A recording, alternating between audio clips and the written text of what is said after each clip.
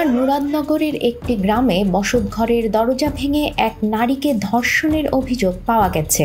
এই ঘটনায় শুক্রবার দুপুরে মুরাদনগর থানায় মামলা করেছেন ওই নারী। পরে মামলার মূল আসামি ফজর আলীকে রাজধানীর সায়েদাবাদ থেকে গ্রেপ্তার করেছে পুলিশ।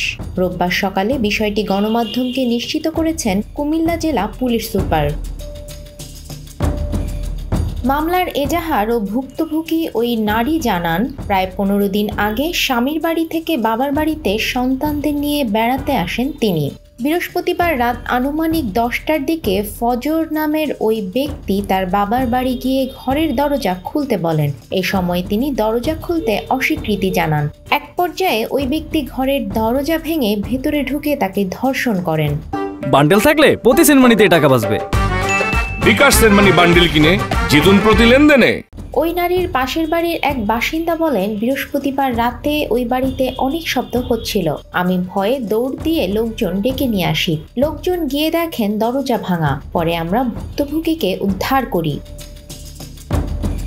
নাম প্রকাশ না করার শর্তে স্থানীয় এক ব্যক্তি বলেন, ঘটনার সময় ফজর আলীকে স্থানীয় লোকজন আটক করে মারধর করেন। পরে তাকে কুমিল্লা শহরের একটি হাসপাতালে নিয়ে যাওয়া হয়। ওই হাসপাতাল থেকে ফজর আলী পালিয়ে যান। পরে আজ তাকে ঢাকার সায়েদাবাদ থেকে গ্রেপ্তার করে পুলিশ।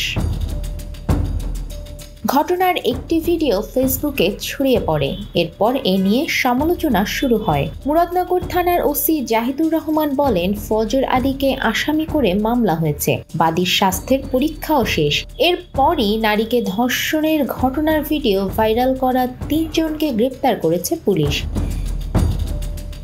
রোববার রাত 1টার দিকে কুমিল্লা জেলা পুলিশ সুপার নাজির আহমেদ খান স্বাক্ষরিত সংবাদ মাধ্যমে পাঠানো এক বিজ্ঞপ্তিতে এ তথ্য জানানো হয়। পরে আরও একজনকে গ্রেপ্তার করা হয়।